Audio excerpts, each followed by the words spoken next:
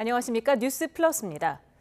거대 양당이 21대 대선 경선 후보 등록을 각각 마감하고 본격 레이스에 돌입합니다. 출마설이 돌았던 한덕수 대통령 권한대행은 국민의힘 경선에 참여하지 않습니다. 취재기자 연결합니다. 나혜인 기자. 네, 국회입니다. 네, 국민의힘 경선 소식부터 전해주시죠. 네, 국민의힘 경선 후보 등록은 조금 전 오후 5시에 마감됐습니다. 지금까지 출마를 공식화한 후보는 8명인데 아직 공식 발표가 나오지는 않았지만 최소 10명이 후보로 등록한 것으로 파악됐습니다. 출마설에 휩싸였던 한덕수 대통령 권한대행은 등록하지 않았습니다. 권성동 원내대표는 한 대행이 국민의힘 대선 경선에 출마하지 않는다며 계속 언급하는 건 경선 흥행에 도움이 안 된다고 내부 단속에 나섰습니다. 국민의힘은 이번 주말 토론회를 거쳐 오는 22일 국민 여론조사 100%로 2차 경선에 진출할 4명을 가립니다. 오늘 이철우 경북지사와 박정희 기념관을 찾았던 김문수 예비후보는 오후에 한국경영자총협회를 방문하며 경제 행보에 나섰습니다. 나경원 의원은 YTN에 출연해 자신은 이재명을 이겨본 유일한 후보라며 경선 1등을 자신했고 국회에선 AI 산업 육성 정책을 공약했습니다. 안철수 의원은 SNS를 통해 당내 경쟁 후보들을 민주당 이재명 예비후보에게 승리를 안길 종합 선물 세트라고 깎아내리며 견제구를 날렸습니다. 한동훈 예비후보는 국회에서 중산층 성장 시대를 열겠다며 AI 기반 시설 200조 원 투자와 국민소득 4만 달러 달성이란 비전을 제시했습니다. 홍준표 예비후보는 캠프 사무실에서 대통령 4년 중임제와 국회 양원제 도입을 골자로 하는 개헌과 또 청와대 복귀를 공약했습니다. 민주당 소식도 전해주시죠. 민주당 경선 후보 등록은 잠시 뒤 오후 6시에 마감됩니다. 지금까지 김경수, 김동연, 이재명 예비후보 3명이 등록했는데 저녁 7시에 기호를 추첨할 예정입니다. 내일은 후보들이 한데 모여 공명선거 실천 서약을 합니다. 오늘 대장동 재판에 출석했던 이재명 예비후보는 다른 일정 없이 미리 녹화한 유시민 작가 또 도올 김용옥 선생과의 대담 영상을 공개했습니다. 대담에선 검찰 개혁과 비상계엄 사태 진상규명, 책임자 처벌 의지를 드러내기도 했는데 경선 기간에는 경쟁 주자들을 포용하는 모습을 보이며 민생 경제 행보에 집중할 거로 보입니다. 김경수 전 지사는 오전에 민주당 당사를 찾아 경선 후보 등록 신청서를 직접 냈습니다. 압도적 정권 교체, 국가 대개혁을 이끌 경선을 치르겠다고 포부를 밝혔고 이후 자영업자들을 만나 민생 현장에 고충을 들었습니다. 현직인 김동연 경기지사는 오전에 도청에서 자동차 부품업계 관세 대응을 위한 회의를 주재했고 오후에 후보로 등록하면서 경제를 살리고 통합을 이루는 대통령이 되겠다고 밝혔습니다. 자신은 계파도 조직도 없지만 어차피 대통령은 국민이 뽑는다며 자신감을 보였습니다. 민주당은 내일부터 권역별 순회 경선을 거쳐 오는 27일에 대선 후보를 확정할 계획입니다. 지금까지 국회에서 전해드렸습니다. 국민의힘에선 유력주자 민주당 이재명 예비후보의 독주에 맞설 전략으로 빅텐트론이 급부상하는 분위기입니다. 결국 이재명 예비후보 집권만은 막아보자는 건데 민주당은 결국 단일 후보가 구성되더라도 국민의힘에 더 손해일 거라고 맞섰습니다. 박정현 기자입니다. 국민의힘 대권 주자들 가운데 먼저 반이재명 빅텐트론을 꺼내든 건 홍준표 전 대구시장입니다. 경선이 끝나면 당 후보를 중심으로 반이재명 연대를 구성해야 한다는 건데 홍 전 시장은 나아가 연합정부 구상도 밝혔습니다. 수레 두 바퀴가 굴러가야지 각자 굴러가면 그 수레는 굴러가지 않습니다. 진영 논리로 나라를 재단해서도 안 되고 운영해서도 안 됩니다. 나경원 의원은 정치는 상상의 영역이고 미래를 생각해 때론 결단해야 한다며 빅텐트론에 긍정적 반응을 내놨고 김문수 전 장관도 경선이 끝난 뒤 논의할 문제지만 이기기 위해선 어떤 경우든 힘을 합쳐야 한다며 가능성을 열어뒀습니다. 하여튼 이재명 후보를 이기기 위해서 어떤 경우든지 간에 힘을 합쳐야 된다는 생각을 가지고 있습니다. 결국 큰 틀에서 반이재명을 기치로 연합전선을 구축해야 한다는 데는 주자들 사이 이견이 없는 건데 당내에선 경선을 이탈한 유승민 전 의원은 물론 개혁신당 이준석 예비후보, 새미래민주당 이낙연 전 총리 등 비명계 인사들까지 한데 모일 수 있다는 관측도 거론됩니다. 다만 결국 후보들 대부분 자신을 중심으로 단일화를 말하고 있는 데다 본격적 경선이 막도 오르기 전 성급한 논의라는 지적도 적지 않습니다. 실제 지난 2017년 대선 때도 당시 민주당 문재인 대선 후보에 맞서 반문연대를 꾸리려는 움직임이 있었으나 끝내 실패로 돌아간 바 있는데 민주당은 제3지대에서 빅텐트가 쳐지더라도 국민의힘에 더 손해일 거라고 내다봤습니다. 최종 주자가 홍준표, 김문수 둘 중에 하나가 되지 않을까 이렇게 예측을 하는데 그분들이 굉장히 싸움쟁이에요. 제3지대 자체가 어려울 것이다. 당장 대선 주자들 사이 비상계엄 사태와 윤 전 대통령 탄핵을 둘러싼 입장부터 온도차가 큰 만큼 실제 반명연합이 구성되기까진 난관이 적잖다는 분석도 나옵니다. YTN 박장현입니다. 국민의힘 대선 경선 주자들이 앞다퉈 박정희 정신을 계승하겠다고 나섰습니다. 전통적인 지지층을 겨냥한 당심 잡기 전략으로 풀이되는데 당내 경선 레이스가 본격 시작되며 서로를 향한 공방 수위도 높여가는 모습입니다. 윤홍성 기자입니다. 국민의힘 대선 주자들인 김문수 전 장관과 이철우 경북지사가 나란히 박정희 전 대통령 기념관을 찾았습니다. 이들은 우리나라를 절대적 빈곤에서 벗어나 경제 강국으로 거듭나게 한 박정희 정신을 계승하기 위해 모였다고 강조했습니다. 세계 모든 나라에서 박정희 대통령의 통치 철학과 그 구체적인 방법을 배우기 위해서 노력을 하고 박정희 대통령 이전에는 그 밥도 먹기 살기 힘든 세계에서 가장 가난한 나라였는데 세계 10대 경제 대국이 되었습니다. 앞서 안철수 의원도 박 전 대통령 생가를 방문했고 대선 출사표를 던지면서도 박 전 대통령을 언급했습니다.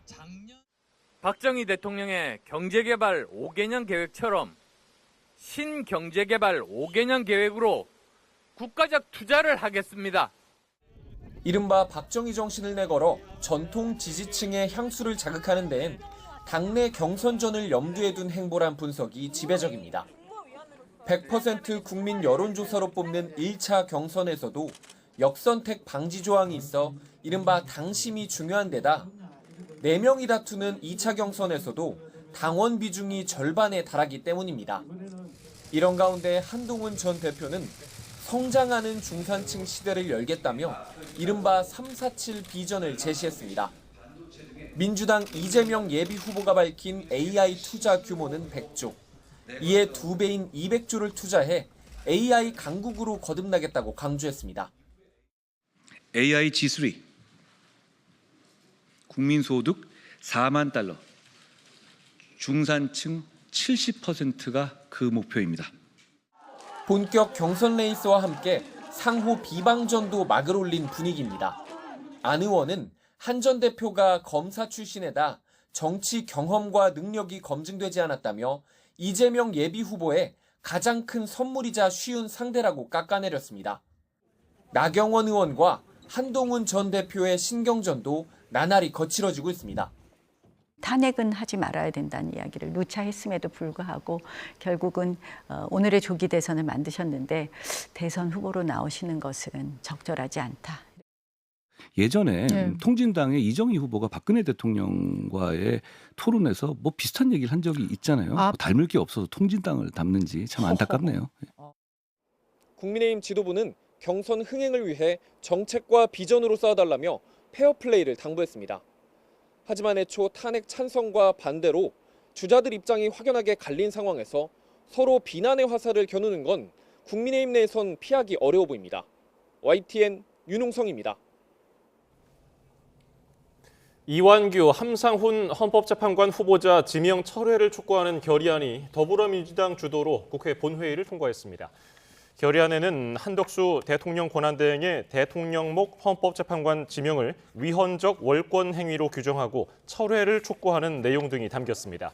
국민의힘 의원들은 한 대행의 헌법재판관 지명은 적법한 권한 행사라며 일방적 안건 상정에 반발해 본회의 표결에 불참했습니다.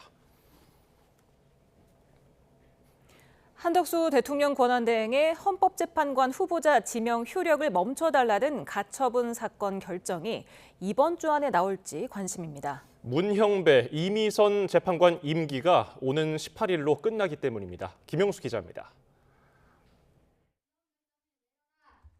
한덕수 권한대행이 대통령 몫의 헌법재판관 후보자를 지명한 건 자신의 권한을 넘어선 거라며 시민단체가 헌법소원을 냈습니다. 새로이 선출될 대통령의 헌법재판관 임명권을 정면으로 침해하는 것이고 빼앗아가는 것이고 탈취하는 것이다라고 생각을 합니다. 같은 취지로 헌재에 들어온 헌법소원과 권한쟁의 심판 사건만 모두 10건, 효력을 멈춰달라는 가처분 사건까지 함께 접수됐습니다. 대통령 탄핵으로 권한을 이어받은 총리가 어느 정도까지 판단하고 결정할 수 있는지가 쟁점인데 청구인들은 한덕수 권한대행이 이완규, 함상훈 재판관 후보자를 지명한 건 직무 범위를 벗어난 거라고 주장합니다. 헌재는 40여 재판관을 주심으로 선정하고 평일을 여는 등 심리에 속도를 내고 있습니다. 현재 9명의 재판관 가운데 5명이 찬성하면 가처분은 인용되고 이럴 경우 한덕수 권한대행이 두 재판관 후보자를 지명한 효력이 헌법소원, 권한쟁의 심판 사건에 대한 최종 판단이 있을 때까지 정지됩니다. 문형배, 이미선 재판관이 퇴임하는 오는 18일 전에 결정이 나올 수 있다는 관측이 나오는 가운데 결정 시점과 판단 결과에 따라 적지 않은 파장이 예상됩니다. YTN 김영수입니다. 네, 오늘의 전국 상황 조기현 더불어민주당 법률위 부위원장, 이준우 국민의힘 대변인 두 분과 짚어보겠습니다. 어서 오세요. 네, 안녕하세요. 네, 지금 양당 모두 오늘 경선 후보 등록을 마감합니다. 앞서서 어제부터 받았던 국민의힘은 오후 5시쯤에 마감을 했고 이제 민주당이 한 3분 정도 되면은 마감을 할 텐데 대세에 별로 지장은 없겠죠? 네, 뭐 예정대로 이재명 대표, 김경수 전 지사, 김동연 지사 이렇게 세 분이 등록을 했고요. 뭐 쭉 거론되는 후보들 중에 이미 다 이제 불출마 선언을 했기 때문에 세 분이 등록할 거로 예상이 됐고 예정된 대로 세 분이 이제 등록을 해서 예비 경선 없이 이제 본경선 절차로 바로 들어가게 됩니다. 4개 권역 순회 투표가 바로 시작이 되고요. 4월 27일에 민주당의 최종 후보가 확정되는 일정입니다. 예, 국민의힘은 1시간이 아직 안 됐네요. 조금 전인 5시에 마감이 됐는데 별다른 이슈 없었죠? 별다른 이슈는 없었고요. 5시에 마감했는데 아마 지금 최종적으로 아마 후보자들의 어떤 기타금 이런 걸 확인하는 과정이 좀 있을 거예요. 그래서 예. 확인이 되고 나면 공식적으로 몇 명이 누가 신청을 완료했다 이렇게 발표를 할 것 같고요. 아마 10명 정도에서 그치지 않을까, 10명 언더로 되지 않을까 그렇게 생각합니다. 네. 지금 경선 일정 자체는 민주당이 먼저 마무리하게 될 것 같은데 4월 27일이라고 말씀을 하셨는데 그렇다면은 양당의 대선 후보 행보에 일주일 정도 차이가 발생하는 거 아니겠습니까? 예. 그런데 뭐 이제 경선 일정이 시작되니까 이제 경선 과정을 지켜봐야 될 것이고 실제 뭐 다른 변수가 생길 수도 있지만 지금 이재명 후보의 당선 가능성이 매우 높기 때문에 이런 부분을 또 국민의힘 후보들 또 국민의힘은 어느 정도 다 예상하고 있는 거 아니겠습니까? 그러니까 먼저 확정이 된다고 해서 국민의힘 경선 일정에 어떤 다른 변수가 될 가능성은 높지 않아 보이고요. 지금 나오고 있는 여러 가지 연합 또 빅텐트론 뭐 이런 부분에 대한 일정을 확정하는 데 있어서 민주당 후보가 먼저 확정이 되기 때문에 그 부분에 영향을 미칠 가능성은 있습니다. 일단 27일에 민주당 후보가 확정이 되면 그 즈음부터 이제 국민의힘 후보들은 상대적으로 민주당 후보 확정된 후보와의 가상 대결이라든가 각 여론조사 나오는 이 결과에 따라서 실제 국민의힘 후보가 선출된 이후에 후보 간 연합 또 빅텐트론 등등을 어떤 방식으로 전개할지 이런 부분에 대한 여러 가지 구상들이 나오게 될 것으로 보입니다. 예, 이재명 예비 후보의 어제 오늘 행보를 보면은 당 경선보다는 본 경선을 노리는 거 아니냐는 분석도 있는데 일주일 정도 늦게 국민의힘 후보가 나오는 거는 어떤 영향 없을까요? 사실 국민의힘 입장에서는요. 지금 옆집에서 무슨 일이 일어나는지 별 관심이 없습니다. 지금 사실 왜냐하면 이재명 대표가 어차피 대선 주자로 지금 확정적이기 때문에 우리 국민의힘 입장에서는 우리 국민의힘의 경선에 얼마나 많은 사람들의 이제 관심과 이목을 끄느냐 그리고 흥행을 성공하느냐 여기에 지금 우리는 올인할 수밖에 없는 상황이고요. 민주당에서는 아마 경선 흥행이 저조할 거기 때문에 그 흥행을 위해서 이제 각 주자들이 3명이서 나와서 흥행 카드를 아마 사용할 것 같아요. 그렇다고 해서 나중에 본선 이제 대선 가서는 정작 사용할 카드가 없어지는 그런 문제가 생길 수도 있습니다. 민주당에서는요. 그리고 또 하나 말씀드리면 김동연 지사, 그다음에 김경수 전 지사분이 비명 친문의 이제 핵심 이제 상징적 인물도 아니겠습니까? 과연 이분들을 얼마나 선전해서 의미 있는 지지율을 끌어내느냐 이 정도가 아마 관심 받지 않을까 생각됩니다. 네, 지금 계속해서 보수 진영에서는 한덕수 대행 차출론이 뜨겁지 않았습니까? 박수영 의원은 국민의힘 전체 의원의 절반인 54명이 지금 한 대행을 지지하고 있다. 이런 얘기도 했었는데 어떻습니까? 그거는 이제 아니고요. 지금 원래 서명 받으러 갈 때 어떻게 하냐면요. 국회에서 저는 이제 보좌관 출신이기 때문에 법안에 공동발의 서명 받을 때 옆방에서 이 방에서 서명했으니까 너도 서명해라고 요청을 하고 또 이 방 가면 저 옆방에서 서명했기 때문에 너도 서명해줘 이렇게 합니다. 그러니까 50명 정도 되는 그 인원인 것은 아마도 저 A 의원이 동의했으니까 너도 참여해주라라고 하고 또 찾아서 반대로 얘기할 거예요. 그렇기 때문에 좀 많이 상당히 불렸을 거다라고 보고 실제로는 뭐 한 5명에서 10명 정도 뭐 동의라든가 얘기가 오가지 않았을까 그렇게 이제 추측이 되고 이건 확인된 내용이 전혀 또 없습니다. 50명 정도 되면요, 그 많은 50명 사람들이 전부 다 동시에 입을 다물고 조용히 할 수 있습니까? 제가 보기엔 훨씬 그에 못 미치는 인원이 있었을 거고, 아마 박수영 의원이 주도했다 그러면은 본인이 좀 열심히 한다는 것을 좀 알려주기 위해서 좀 나왔던 얘기가 아닌가? 저는 그렇게 생각합니다. 예, 오늘 권성동 원내대표는 한덕수 대행이 국민의힘 경선에 출마하지 않는다고 언급을 했는데 지도부에서 좀 서둘러서 정리하는 모습 어떻게 보고 계십니까?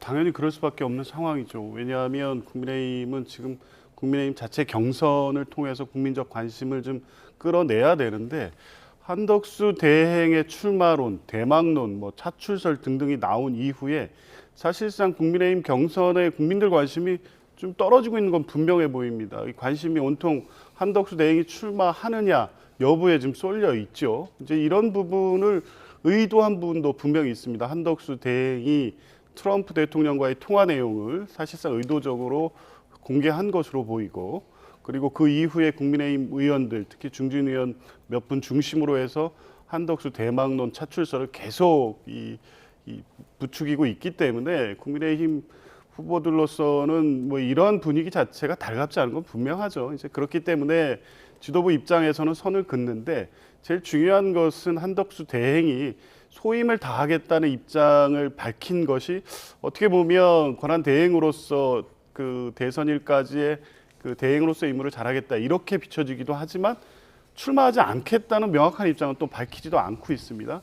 그 의미를 그 양자적으로 출마할 수도 있고 안 할 수도 있고 이렇게 해석될 수 있는 여지를 계속 두고 있기 때문에 그 원내대표가 저렇게 말씀을 하신다고 해도 여전히 한덕수 대행의 출마설은 가라앉지 않을 것으로 보이고 국민의힘 내에서 다수의 의원, 그게 쉬운 내분이 될 거라고 저도 생각하지는 않습니다만 다른 후보의 경선 캠프에서 또 현역 의원들의 얼굴이 그렇게 많이 보이지는 않아요. 그러니까 상당수 의원들은 이번 경선 과정에서 지금 국민의힘의 유력 후보들과 같이 이 경선 선거 운동을 같이 하겠다는 의사를 또 적극적으로 표현하지 않는 걸 보면 여전히 한덕수 대행의 출마설은 계속되고 있는 것이고 국민의힘 경선 기간 동안에도 계속 될 것으로 보여져서 국민의힘 지도부도 명확하게 이 선을 긋지 않고 한덕수 대행 본인도 선을 긋지 않고 이렇기 때문에 본선 경쟁력을 위해서 한덕수 대행 카드는 계속 어떻게든 살아남기려고 노력을 하는 것 같습니다. 일단 사실관계부터 좀 먼저 말씀을 드리겠습니다. 이제 한덕수 권한대행이 트럼프 대통령과 통화했던 그런 내용이지 않습니까? 이거는 정치부 기자가 취재한 게 아닙니다. 중앙일보에 있는 외교부 출입 기자가 외교라인 미국 대사관 측을 통해서 취재해서 나온 겁니다. 그래서 한덕수 권한대행 쪽에서 대선 나갈 거냐 트럼프 질문을 받았다는 거, 그건 전혀 한덕수 라인이 흘린 게 아니라 미국 외교가 흘러나왔다는 거, 사실관계를 좀 말씀드리고요. 또 하나 지금 한덕수 대행께서 이제 국무회의 때 나는 마지막 소명을 다하겠다고 얘기했거든요. 근데 국무회의 때 15명의 장관들이 참여를 합니다. 그 자리에서 자기가 본인 소명을 받겠다는 게 뭡니까? 장관들 모아놓고 지금 쌓여있는 현안, 대선 관리, 사건 사고 방지하는 거, 그다음에 지금 이제 추경 예산 편성하는 거, 그다음에 관세 정책에 대응하는 거, 그다음에 산불 피해라든가 땅 꺼짐 현상, 싱크홀 이런 거 대응할 현안이 되게 많습니다. 거기에 대한 소명을 다하겠다는 게 국무회의에서 했던 말이기 때문에 그 의미가 있는 거죠. 그럼에도 불구하고 지금 민주당에서 계속 한덕수 차출로 얘기한 거는 아마도 국민의힘의 분열을 좀 희망하는 게 아니겠느냐, 저는 그렇게 생각하고요.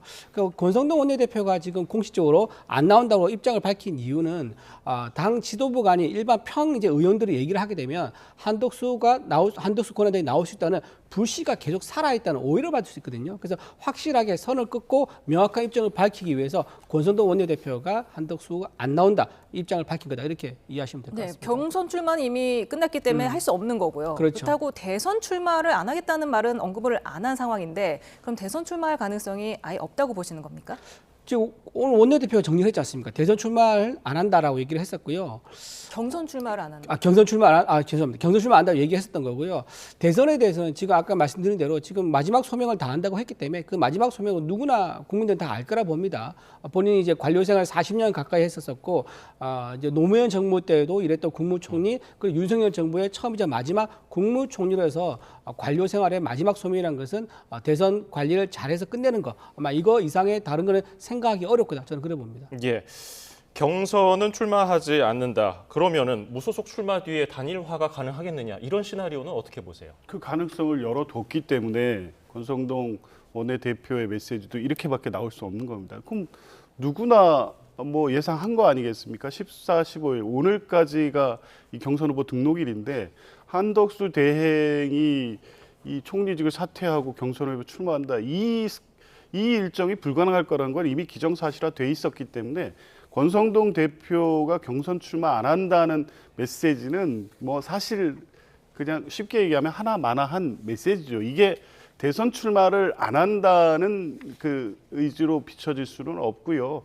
국민의힘 후보들 내에서 자꾸 한덕수 차출론 출마설이 나오니까 경선 일정을 앞두고 이제 그런 부분을 정리하기 위한 메시지인데, 그 말씀을 하는 과정에서도 한덕수 대행의 대선 출마설에 대해서 명확히 선을 긋지 않고 있는 것은 그 가능성을 계속 열어놓겠다는 것이고, 한덕수 대행 역시 국무회의 발언은 두 가지로 다 해석되고 있는 겁니다. 지금 그럴 수밖에 없는 상황이고, 이제 그게 아니라고 하면 한덕수 대행이 국무회의에서 명확하게 대선 출마는 없다고 선언하면 끝날 문제입니다. 그런데 불씨를 스스로 남겨놓는 거 아니겠습니까? 그러니까 국민의힘 지도부나 한덕수 대행이나 여전히 출마 가능성을 열어놓고 향후의 어떤 여론 추이를 지켜보고 있다, 이렇게 해석될 수밖에 없는 상황입니다.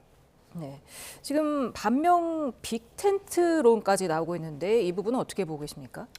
저는 이제 한덕수 대행의 출마 여부는요, 저는 민주당이 좀 키를 가지고 있다고 생각을 합니다. 왜냐하면은 민주당에서 지금 한덕수 권한대행을 재탄핵하겠다라고 한번 얘기를 했지 않습니까? 근데 한덕수 대행 입장에서 생각해 보시면요, 본인은 여기서 마지막 소명을 다 하고 싶어 합니다. 그런데 만약에 민주당에서 재탄핵을 추진했다, 그러면 어떤 계기가 마련되죠?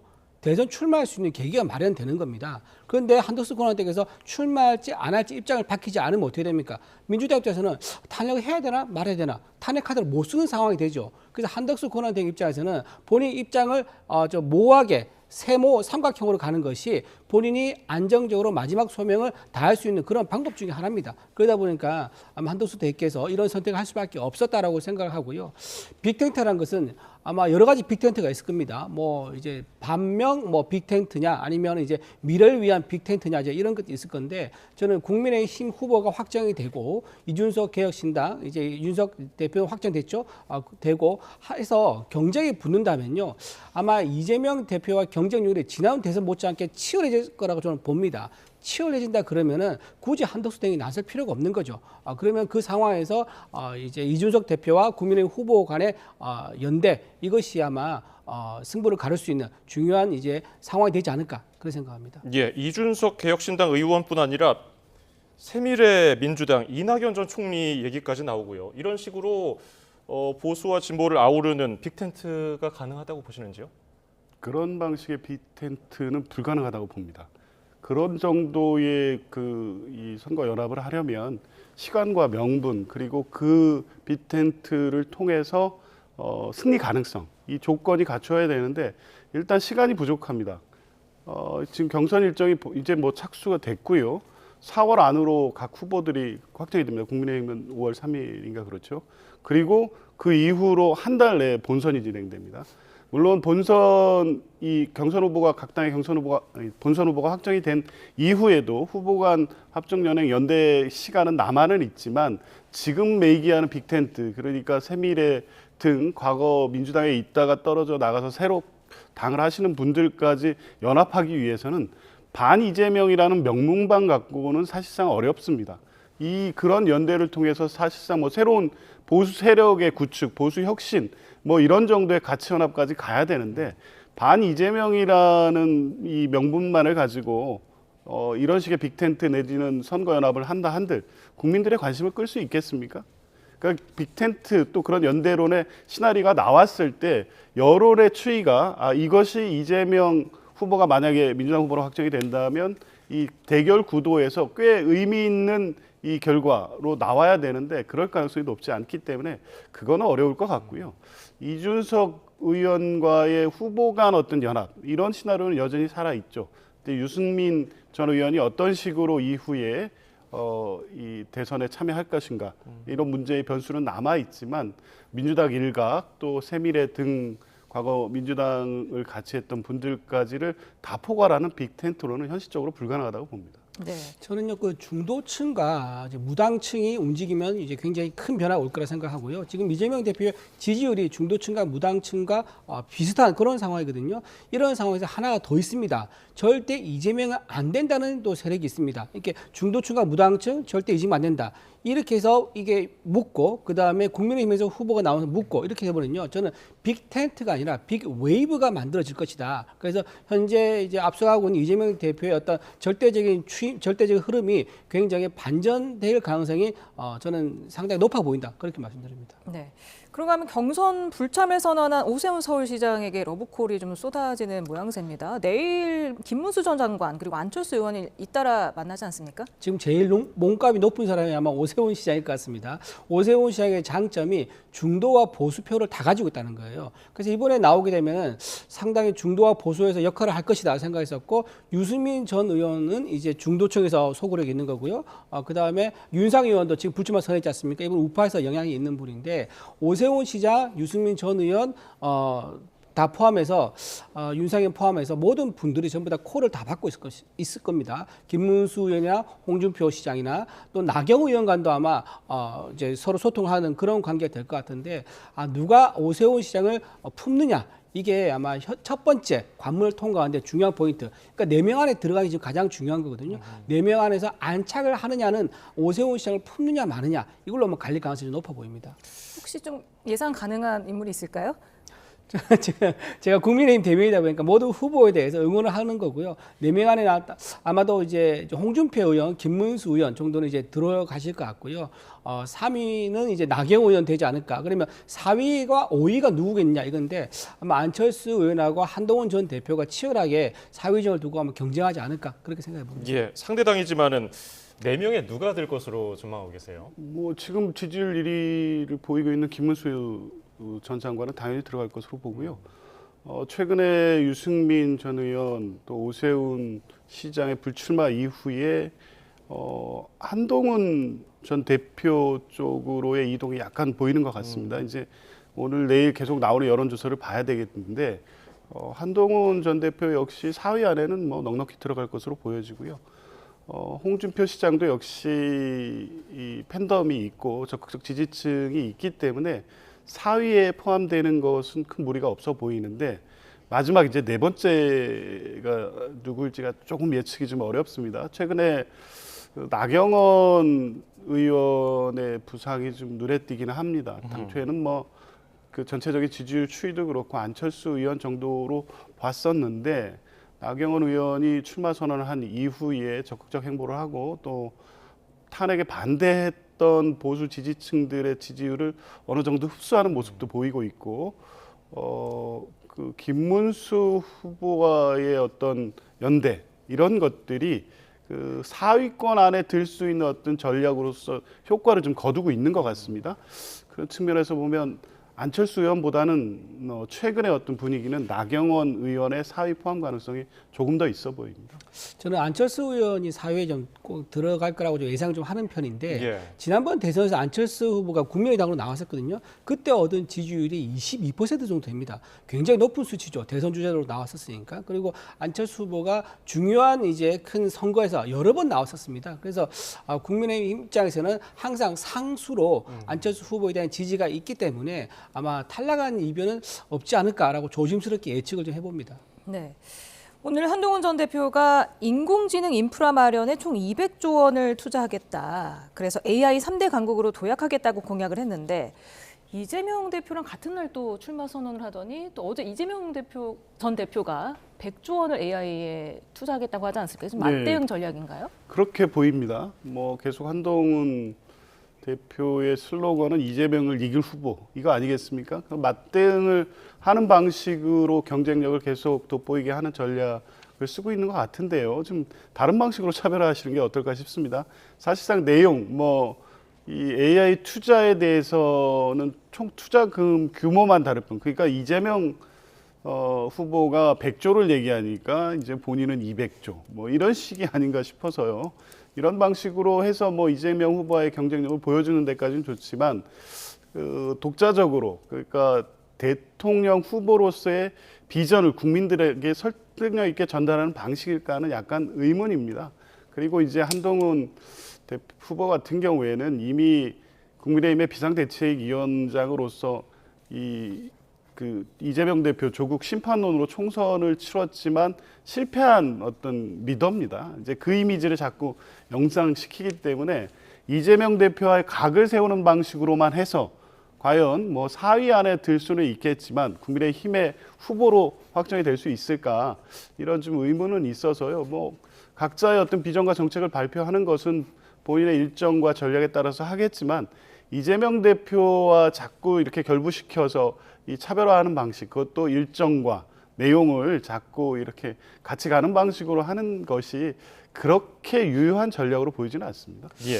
한동훈 대표 입장에서는 이제 몇 가지 이제 약점이 좀 있습니다. 본인이 이제 영선 이제 전 당 대표죠. 만약에 당 대표가 된다, 그 대통령이 된다 그러면 또 다시 영선 이제 국가 지도자가 탄생하게 될 텐데 거기에 대해서 국민들이 과연 선택을 또 할 것이냐 이런 문제가 있을 거고요. 또 하나 지금 본인이 이제 당정 관계 속에서 본인이 당사자로서 대통령과 원만하지 않은 관계를 좀 맺었지 않습니까? 그러면 본인이 현재 당의 어떤 지지 기반이 확정적으로 안정권을 못 받았단 말이에요. 그런 상태에서 대통령이 되냐 그러면 또 당정 갈등, 자기가 일으켰던 당정 갈등에 본인이 또 거꾸로 되받게 되는 이런 상황이 문제가 될 수 있습니다. 그러다 보니까 어떤 전략을 펼 수밖에 없냐면 탄핵 찬성이냐, 탄핵 반대냐 이런 프레임으로 가면 무조건 한동훈 대표는 불리한 입장이 되는 거죠. 그러다 보니까 그런 모든 과정, 논란을 다 잠재우고 싸우려고 그러면 오로지 이재명 대표에 대해서만 얘기할 수밖에 없는 그런 이제 전략적인 선택이 제한되는 그런 문제가 있는 거죠. 예. 한동훈 전 대표 얘기를 좀 더 해보면은 나경원 의원과도 약간 지난 당대표 선거 때 치열한 공방이 있었잖아요. 그 국회 패스트트랙 충돌 사건 공소 취하를 해달라고 청탁을 했다면서 나 후보와의 얘기를 공개를 했는데 나 후보가 당시에 반발하니까 결국 한 전 대표가 하루 만에 사과하기도 했고요. 이거는 어떻게 경선까지 계속 이어질까요? 이어질 수밖에 없을 거죠. 왜냐하면 나경원 의원 입장에서 굉장히 원내대표 입장에서 그 당시에 패스트트랙에 의한 불가피한 충돌이 생긴 건데 여기에 대해서 한동훈 대표가 방송 토론 중에 무슨 개인적인 법원 어떤 그 사건 청탁처럼 이런 식으로 답변하니까 그건 도저히 수용할 수 없는 거죠. 이제 법이 이제 정치적으로 해결할 문제를 법적으로 처리하려고 하니까 이거는 정치가 해결할 수 있게 여지를 달라. 이제 이런 얘기를 한 건데 그걸 두고 이제 무슨 사건 청탁처럼 얘기한 거는 아마 나경원 입장에서는 수용하기 힘들 거고 거기에 대해서도 사실 한동훈 대표가 다음날 약간 사과를 했다 그러지만 그것도 명확한 사과는 아니고 약간 유감 표명하식으로 했기 때문에 나경원 원내대표 전 원내대표 입장에서는 아마 여기에 대한 이제 앙금이 깨끗하게 씻혀지지는 않았을 거다 그렇게 봅니다. 나경원 의원은 탄핵을 선동한 한동훈 전 대표 도저히 함께할 수 없다. 한동훈만큼은 이겨야 한다 이렇게 얘기를 했는데 그러자 한동훈 전 대표가 통합진보당 이정희 후보 발언이 생각난다 이렇게 얘기를 했어요. 예. 일단 감정적으로 구원이 있죠. 전당대회 때 지금도 뭐 그 상당히 격앙하는 나경원 의원의 표정이 지금도 떠오르는데요. 그 감정이 뭐 쉽게 사그러들기 어렵고 두 분 간의 뭐 불신은 뭐 없애기는 어려울 것 같은데 저는 뭐 이게 그냥 그때를 떠올려서 뭐 한동훈 그 후보에 대한 특정한 뭐 메시지를 갑자기 뭐 그 예정이 없이 한 것이 아니라 안정적 사위를 위한 전략이라고 보여집니다. 한동훈 후보 같은 경우에는 탄핵에 찬성하고 비상감 해제 결의에 참여했던 거를 정치적 자산으로 해서 국민의힘의 후보들 중에 그런 후보가 본인밖에 없고 그래서 중도로 확장을 할 수 있는 후보고 그렇게 돼서 이제 민주당의 이재명 후보가 될 경우에 본인이 이제 이길 수 있는 후보다 이 메시지를 계속 내고 있기 때문에 탄핵에 찬성한 한동훈 대표를 공격하는 것이 나경원 후보로서는 사위 안에 1차적으로 들기 위해서는 유효한 전략일 수 있습니다. 실제 최근에 어떤 여론조사를 보면 이 나경원 의원의 상승세가 좀 보이는데 그게 그 다른 곳에서 그 지지율이 오는 게 아니라 탄핵에 반대한 어떤 지지층 내부의 어떤 지지율 이동으로 보여집니다. 그러면 한동훈 후보를 공격하는 것이 탄핵에 반대한 그 국민의힘 지지자들 입장에서는 나경원 후보를 적어도 사회 안에 포함시켜서 우리 후보들의 어떤 이 가능성을 더 높이는 게 필요하겠다라는 여론이 형성될 수 있다고 판단한 것 같고요. 그래서 한동훈 후보를 공격하는 것이 탄핵에 반대한 국민의힘 지지층에게 소구력이 있다고 판단한 것 같고요. 어느 정도 효과가 있을 것으로 보입니다. 그래서 이건 뭐 그냥 어떤 감정적 발언, 과거에 어떤 있었던 악연에 대한 어떤 표현이 아니라 이번에 그 국민의힘 1차 경선에 굉장히 전략적 고려와 판단을 해서 한 발언이 아닌가 싶습니다. 예, 적당한 긴장감은 이제 경선의 흥행에 도움이 될 텐데 이게 갈등의 영역으로 넘어가게 되면은 약이 될까 독이 될까 어떻게 전망하세요? 진흙탕 싸움으로 안 가야 되죠. 이제 그게 가장 중요한 건데 아마 지금 국민의힘 경선은요 아마 모든 사람들에게 눈과 귀를 이제 사로잡는 그런 아주 관심도가 높은 흥행이 사실상 보장되는 그런 경선일 거라고 저는 봅니다. 왜냐하면 이번에 지금 우리가 탄핵을 건너느냐 그리고 이제 불안정한 일단 국가 지도자의 탄생 우리가 막느냐 그래서 막고 극복하고 미래로 가느냐 이런 중요한 순간이기 때문에요. 더군다나 또 중요한 이번 대선에서 프레임 중 하나가 뭐냐면 미국을 선택할 것이냐 중국을 선택할 것이냐 또 이런 문제가 또 있습니다. 그러다 보니까 지금 이재명 대표가 그동안 과거에 했던 발언들 뭐 예를 들면 이제 반시장주의적 발언 있지 않습니까? 재벌이나 대기업 해체에 정치 세력에 걸겠다 이런 것도 나중에 본선거에 가면 굉장히 큰 이슈가 될 겁니다.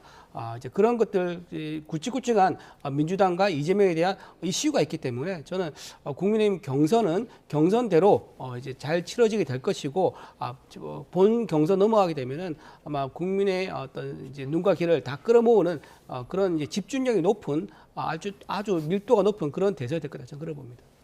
오늘 이철우 경북지사와 김문수 전 장관이 박정희 전 대통령 기념관을 찾았고요. 또 안철수 의원도 예전에 박정희 전 대통령 생가를 방문하고 또 대선 출마를 할 때도 언급하지 않았습니까?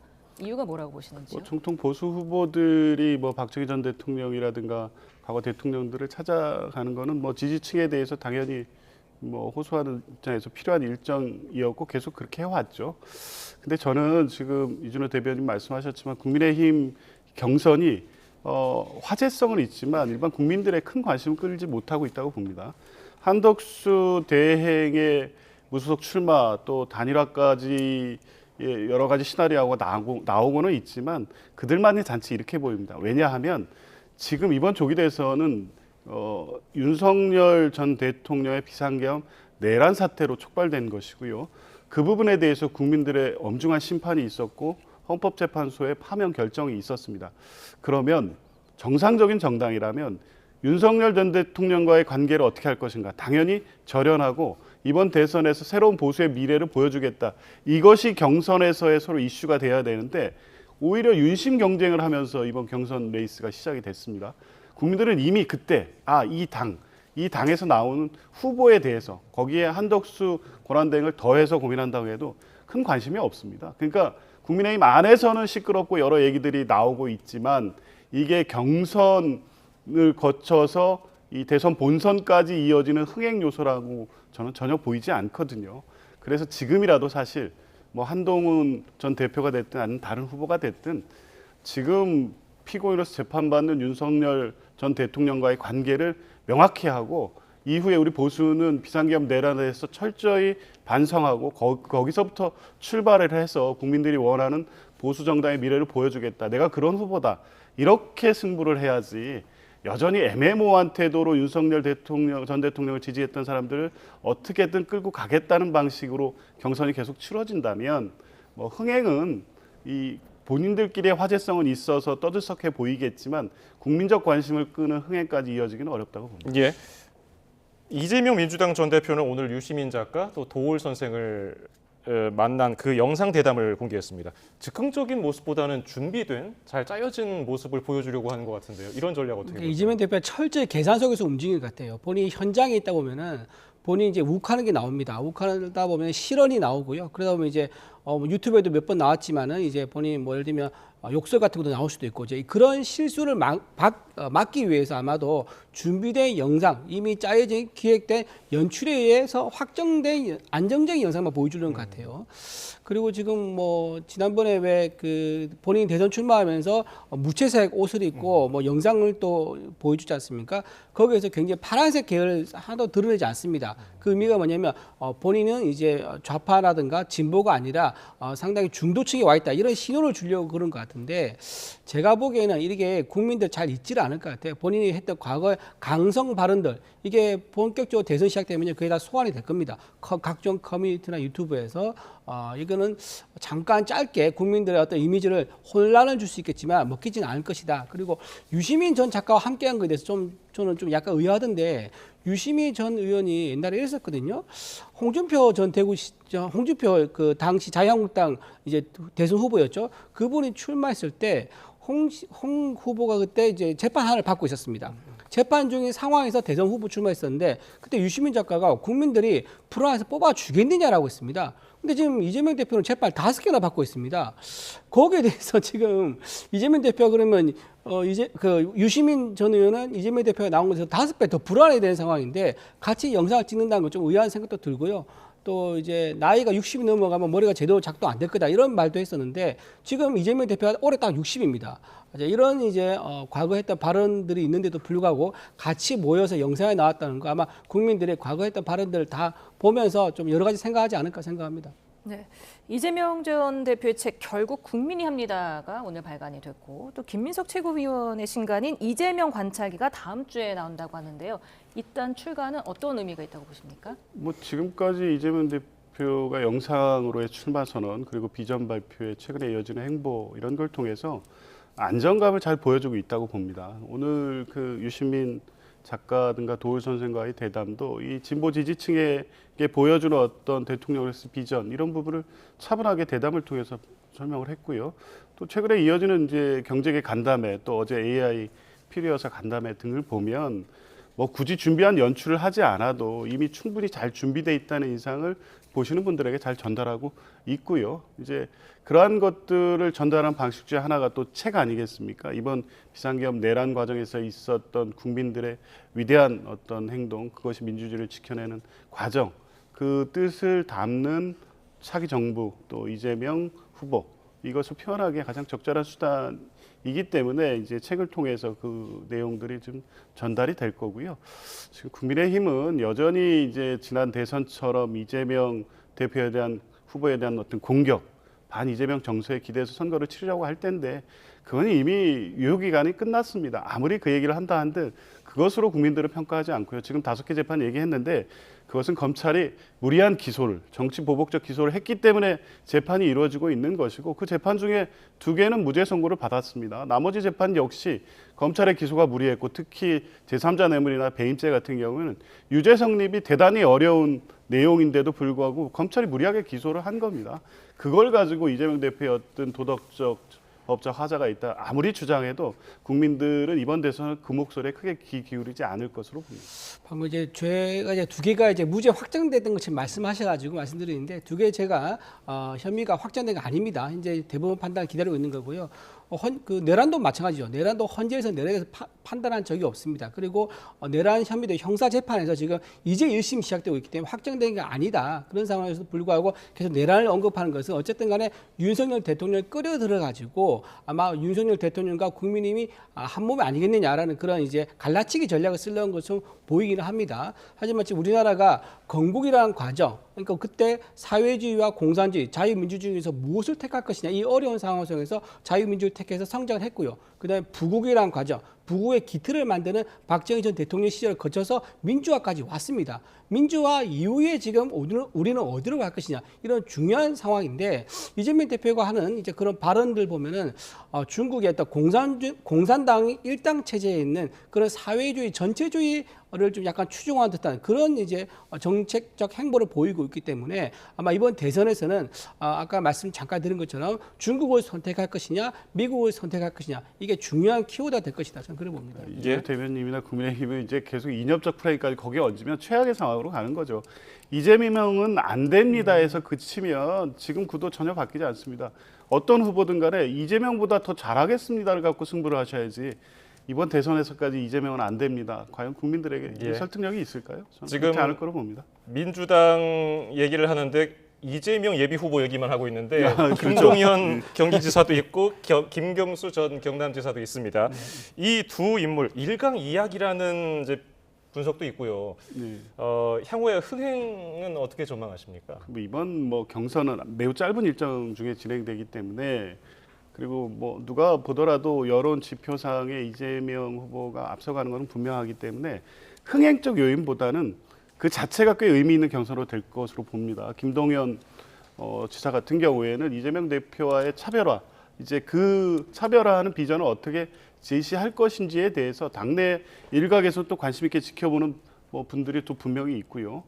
김경수 지사 같은 경우에도 이재명 후보와는 좀 다른 어떤 비전과 정책 또 민주당의 미래에 대해서 얘기를 하고 있기 때문에 김경수 지사는 이번 대선에서의 경선 후보이기도 하지만 민주당의 미래로서의 본인의 포지션을 잡는 경선이기 때문에 이재명 대표를 지지하는 분이 당내에 여전히 많고 당원들의 지지를 많이 받고 있지만 그렇지 않은 분들도 분명히 있거든요. 아마 이번 경선 과정을 통해서 그런 힘들을 하나까지 다 모아가는 과정이 될 거고요.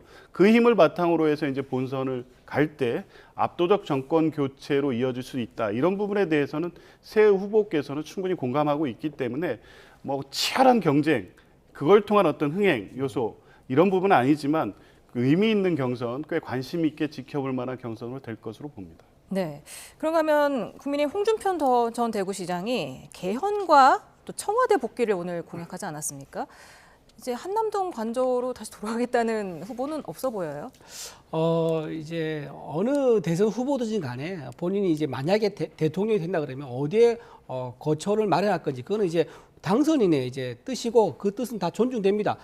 당선되면 이제 예산도 다 따라가고요. 그 법적 근거도 다 수정돼서 다 따라가기 때문에 그거는 자체가 한남동이든 다시 청와대든 그거는 큰 의미가 있는 게 아니다. 저는 그렇게 생각을 하고요.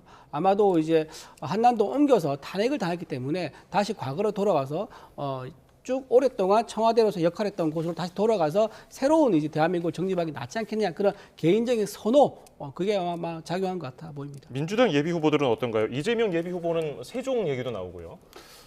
장기적으로는 세종 이전이 필요하다 검토해 보겠다는 입장이고요. 근데 당장에 실행하기는 좀 어렵기 때문에 일단은 검토되고 있는 것은 청와대로 돌아가는 것을 가장 많이 유력하게 검토하고 있는 것 같습니다. 용산은 이 상징적인 것도 돌아갈 수 없는 부분이 분명히 있고요.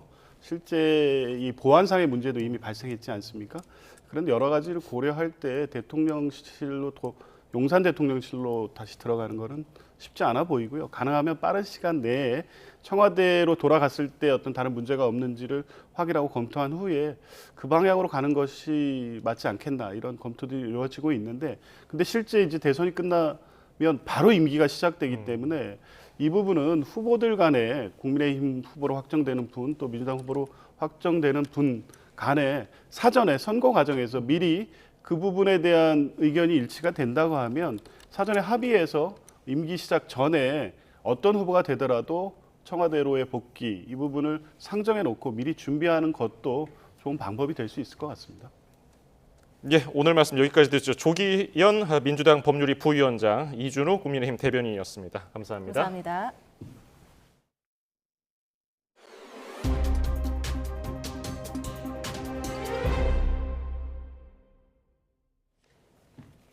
오늘 오전 경기 용인시의 한 아파트에서 일가족 5명이 숨진 채 발견됐습니다. 경찰은 살인 혐의를 받은 50대 남성을 광주광역시에서 체포하고 용인으로 압송하고 있습니다.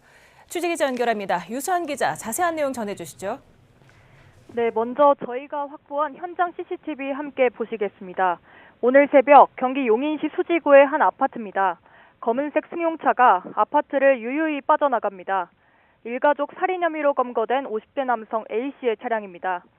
A씨는 자신의 거주지인 경기도 용인시 수지구에 있는 아파트에서 일가족 5명을 살해한 뒤 광주로 도주한 혐의를 받습니다.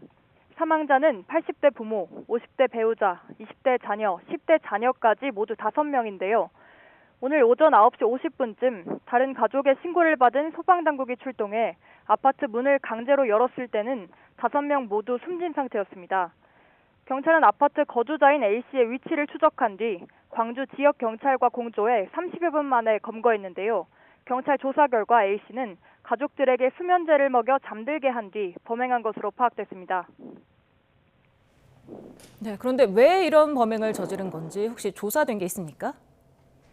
네, 경찰은 A씨가 사업 실패 등을 이유로 범행을 저지른 것으로 추정하고 있습니다.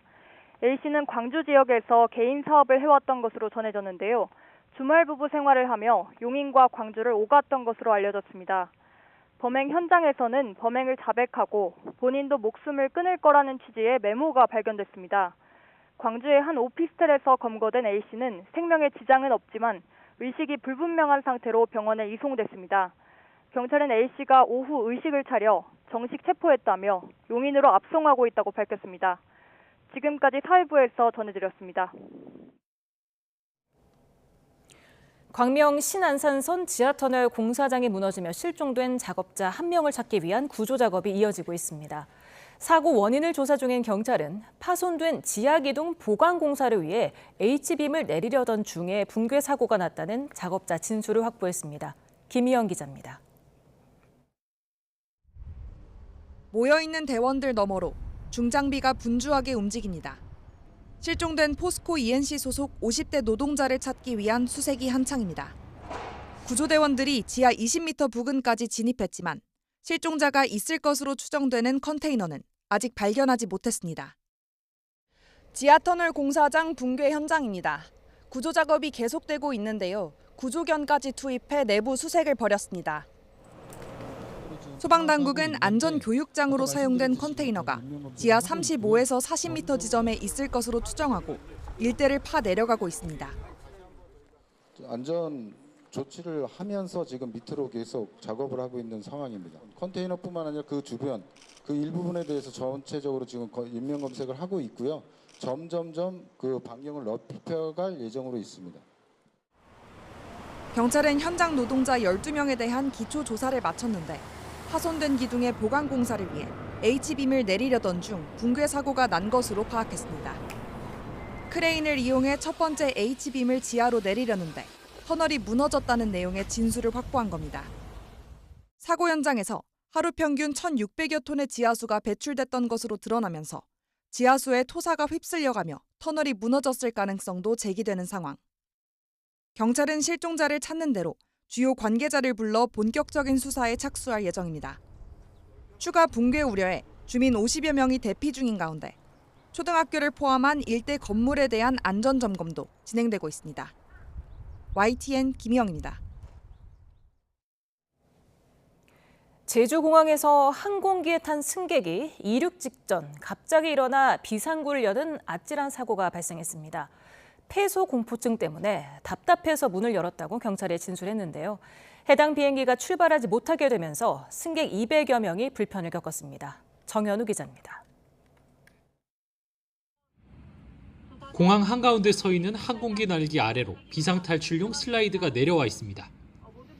아침 8시쯤 제주공항에서 김포공항을 향해 이륙하려던 에어서울 항공기의 비상문이 갑자기 열린 겁니다. 승객 협조 의무에 따라 항공기 출입문 도착은 엄격히 금지되어 있습니다.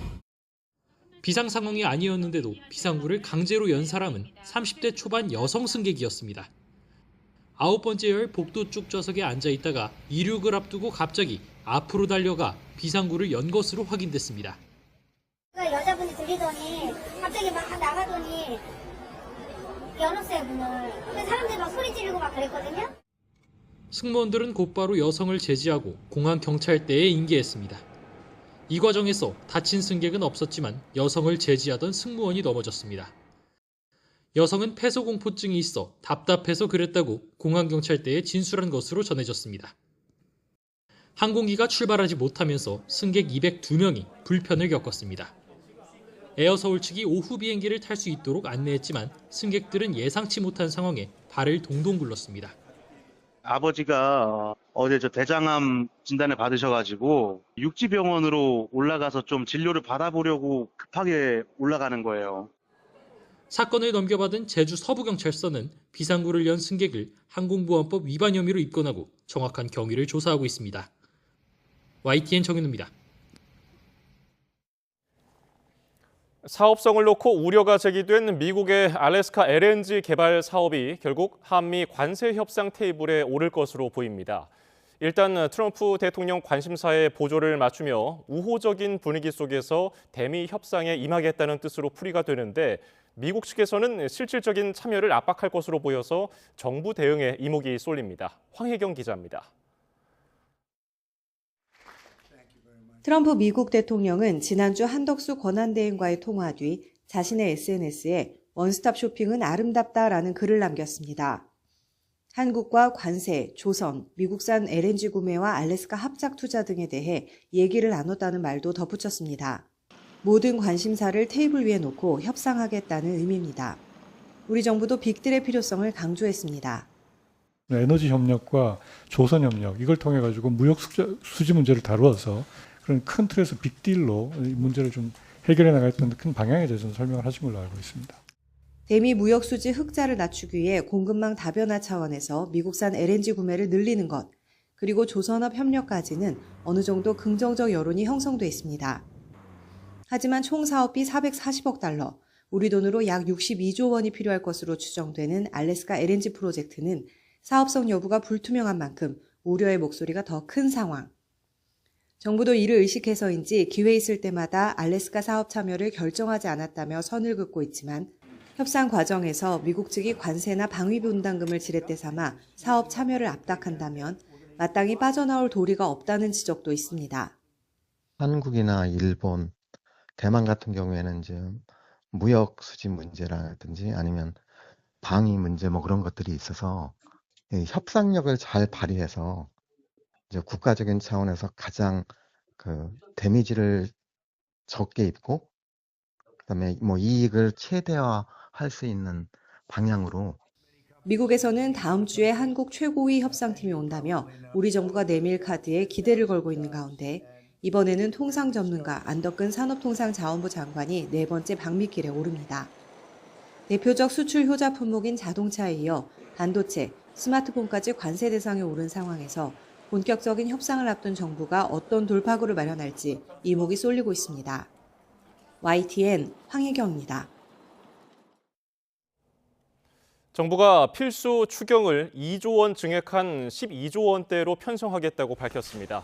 최상목 부총리 겸 기획재정부 장관은 오늘 정부 서울청사에서 경제관계장관회의 겸 산업경쟁력 강화 관계장관회의를 주재하고 국회와 언론 등 다양한 의견을 고려해서 필수 추경을 12조 원대로 증액했다고 발표했습니다. 추경 사업은 재해, 재난 대응에 3조 원 이상, 통상, AI 경쟁력 강화에 4조 원 이상, 민생 지원에 4조 원 넘는 재정이 투입됩니다. 신속한 산불 피해 복구를 위해 재해 대책비가 기존 5천억에서 2배 이상 보강이 되고 신축 임대주택 1,000호와 주택 복구를 위한 저리 자금이 지원됩니다.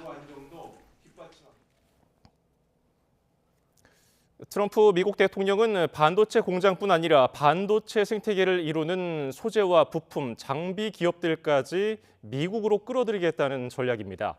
정부가 소부장 중소기업에 대한 투자 보조금을 신설하는 등 반도체 산업에 대한 재정 지원을 33조로 늘리기로 했습니다. 이승은 기자입니다.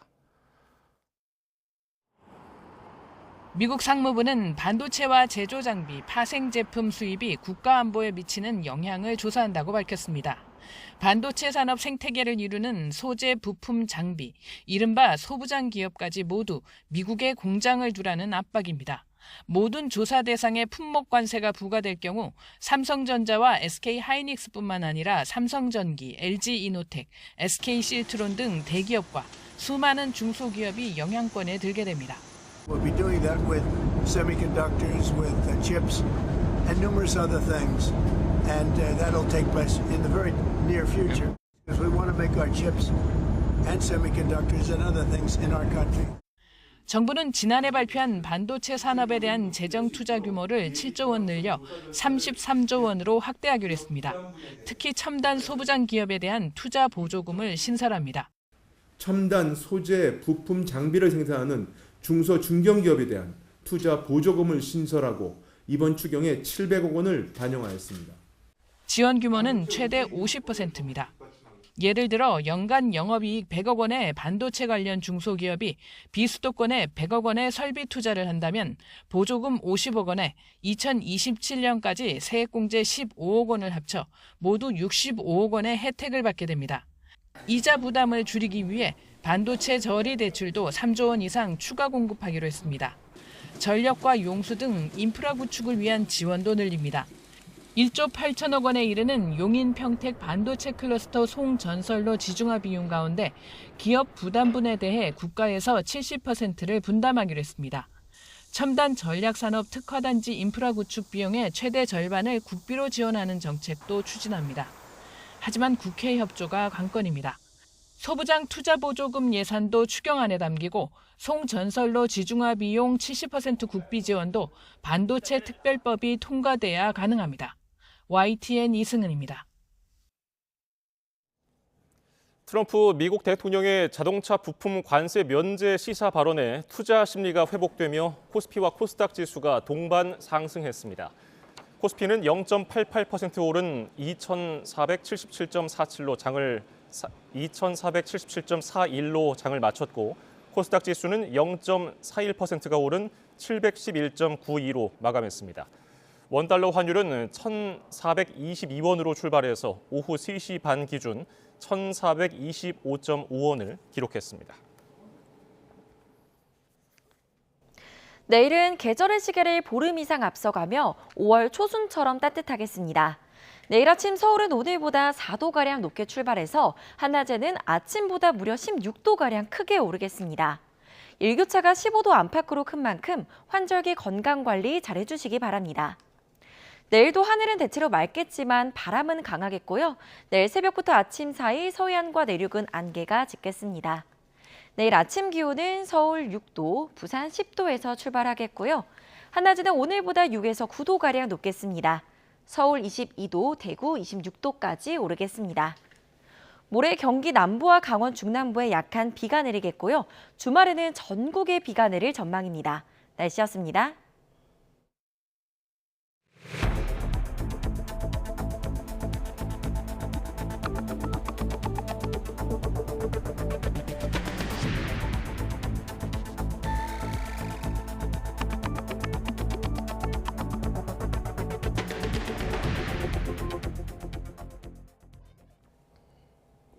더불어민주당 이재명 대선 예비후보는 대담 녹화 영상만 공개하며 오늘 하루는 조용한 경선전을 치렀습니다. 본선을 염두에 두고 혹시 모를 실수를 최소화하려는 전략이라는 해석이 나오는데 김경수, 김동연 두 사람은 분초를 다투면서 경선 일정을 소화했습니다. 정인용 기자입니다. 민주당 이재명 예비후보는 대장동 재판 외 외부 일정 없이 유시민 작가, 도올 김용옥 선생과의 대담 영상을 공개했습니다. 대담에서 이 후보는 수사와 기소의 분리 필요성을 언급한 뒤 검찰 수사권 문제를 지적했고 공수처를 대폭 강화할 거라고 예고했습니다. 특히 정치보복을 않겠다면서도 통합과 봉합은 다르다며 비상계엄은 재발 방지를 위해 진상을 가리고 책임을 물을 거라고 단언했습니다. 이 예방과 응보 이 두 가지가 형벌의 목적인데 성공하면 좋고 성공 안 해도 뭐 얼마든지 다시 살아날 수 있네. 이 생각을 하면 어느 나라처럼 쿠데타가 6개월에 한 번씩 벌어집니다. 상대적으로 적은 일정을 소화하고 있는 데다 대담도 사전 녹화된 영상인 만큼 돌발 발언을 최소화하고 본선에 대비한 신중 모드에 돌입한 거란 해석도 나왔습니다. 김경수 전 지사는 이른 아침 라디오에 출연해 김동연 경기지사와의 연대로 낸 선을 그으며 정책 경쟁에 강한 의지를 드러냈습니다. 이재명 예비후보에게 유리하다는 평가를 받는 당원 50%, 일반 국민 50%의 경선 규칙을 두고 아쉬움도 감추지 않았습니다. 불가피하게 조기 대선이라 보여줄 수밖에 없었지만 앞으로는 좀 미리 규칙을 확정하고 거기에 따라서 선수들도 미리미리 준비해서 공정하게. 김 전 지사는 상가 건물의 폐업 공실에서 자영업자들의 애로사항도 청취하는 등 쉴 틈 없는 선거 일정을 소화했습니다. 김동연 지사는 경기도청 집무실에서 자동차 업계 관계자들을 만나 트럼프발 관세 전쟁에 따른 부품업계 대응책 마련에 주력했습니다. 경기 광명시 신안산선 붕괴 사고 현장도 찾아 주민 안전을 살폈는데 아직 찾지 못한 실종자 수색에 최선을 다해달라고 당부했습니다. 대원들 안전에 신경을 쓰면서 가장 신속하고 효율적인 방법으로 지금 하고 있다. 가장 빠른 시간 내에 실종자를 구조 내지는 찾을 수 있지 않을까 생각. 이런 가운데 민주당과 조국혁신당 등 5개 정당은 원탁회의를 통해 내란 세력 재집권 저지를 위한 연대의 뜻을 모았습니다. 범진보 진영 후보 단일화의 토대란 분석도 나옵니다. YTN 정인용입니다. 국민의힘 대선 경선 주자들이 앞다퉈 박정희 정신을 계승하겠다고 나섰습니다. 전통적인 지지층을 겨냥한 당심 잡기 전략으로 풀이되는데 당내 경선 레이스가 본격 시작되면서 서로를 향한 공방 수위도 높여가는 모습입니다. 유롱선 기자입니다. 국민의힘 대선 주자들인 김문수 전 장관과 이철우 경북지사가 나란히 박정희 전 대통령 기념관을 찾았습니다. 이들은 우리나라를 절대적 빈곤에서 벗어나 경제 강국으로 거듭나게 한 박정희 정신을 계승하기 위해 모였다고 강조했습니다. 세계 모든 나라에서 박정희 대통령의 통치 철학과 그 구체적인 방법을 배우기 위해서 노력을 하고 박정희 대통령 이전에는 그 밥도 먹기 살기 힘든 세계에서 가장 가난한 나라였는데 세계 10대 경제 대국이 되었습니다. 앞서 안철수 의원도 박 전 대통령 생가를 방문했고 대선 출사표를 던지면서도 박 전 대통령을 언급했습니다. 박정희 대통령의 경제개발 5개년 계획처럼 신경제개발 5개년 계획으로 국가적 투자를 하겠습니다. 이른바 박정희 정신을 내걸어 전통 지지층의 향수를 자극하는 데엔 당내 경선전을 염두에 둔 행보란 분석이 지배적입니다. 100% 국민 여론조사로 뽑는 1차 경선에서도 역선택 방지 조항이 있어 이른바 당심이 중요한 데다 4명이 다투는 2차 경선에서도 당원 비중이 절반에 달하기 때문입니다. 이런 가운데 한동훈 전 대표는 성장하는 중산층 시대를 열겠다며 이른바 347 비전을 제시했습니다. 민주당 이재명 예비후보가 밝힌 AI 투자 규모는 100조, 이에 2배인 200조를 투자해 AI 강국으로 거듭나겠다고 강조했습니다. AI G3, 국민소득 4만 달러, 중산층 70%가 그 목표입니다. 본격 경선 레이스와 함께 상호 비방전도 막을 올린 분위기입니다. 안 의원은 한 전 대표가 검사 출신에다 정치 경험과 능력이 검증되지 않았다며 이재명 예비후보의 가장 큰 선물이자 쉬운 상대라고 깎아내렸습니다. 나경원 의원과 한동훈 전 대표의 신경전도 나날이 거칠어지고 있습니다. 탄핵은 하지 말아야 된다는 이야기를 누차 했음에도 불구하고 결국은 오늘의 조기 대선을 만드셨는데 대선 후보로 나오시는 것은 적절하지 않다. 예전에 통진당의 이정희 후보가 박근혜 대통령과의 토론에서 뭐 비슷한 얘기를 한 적이 있잖아요. 뭐 닮을 게 없어서 통진당을 닮는지 참 안타깝네요. 국민의힘 지도부는 경선 흥행을 위해 정책과 비전으로 싸워달라며 페어플레이를 당부했습니다. 하지만 애초 탄핵 찬성과 반대로 주자들 입장이 확연하게 갈린 상황에서 서로 비난의 화살을 겨누는 건 국민의힘 내에선 피하기 어려워 보입니다. YTN 윤웅성입니다. 대선 불출마를 선언한 오세훈 서울시장이 국민의힘 대선 주자인 김문수 전 고용노동부 장관과 안철수 의원을 잇따라 만납니다. 김 전 장관 측은 언론 공지를 통해서 약자와의 동행이라는 철학을 꾸준히 실천해온 오 시장의 정치적 신념을 깊이 이해하는 뜻깊은 자리가 되기를 바란다며 만남 배경을 설명했습니다. 안 의원 측은 YTN과 통화에서 안심복지 공약에 약자와의 동행 가치가 반영돼서 함께 잘 사는 사회로 나아갈 수 있도록 공감대를 나누는 회동이 되기를 기대한다고 말했습니다. 한덕수 대통령 권한대행이 국민의힘 경선에는 참여하지 않았지만 당내에서는 한대행 출마를 요구하는 목소리가 계속되고 있습니다. 경선에 뛰어든 다른 주자들은 한대행이 경선 없이 차출되는 건 사실상 특혜라면서 불편한 심기를 드러냈습니다. 손효정 기자입니다. 한덕수 대통령 권한대행이 국민의힘 대선 경선 후보로 등록하진 않았지만 당내 한덕수 출마론은 여전히 살아있는 카드입니다. 한대행이 대선 후보 공직자 사퇴 시한인 다음 달 4일까지 총리직을 내려놓고 무소속 출마를 선언하는 시나리오가 남았기 때문입니다. 한덕수 출마론을 가장 적극적으로 밀어왔다 평가받는 박수영 의원은 한대행의 대선 출마 가능성이 65%까지 올라왔다고 주장했는데 한대행 역시 명확한 입장을 밝히지 않으면서 대권 행보 가능성이 열려있다는 관측이 나오고 있습니다.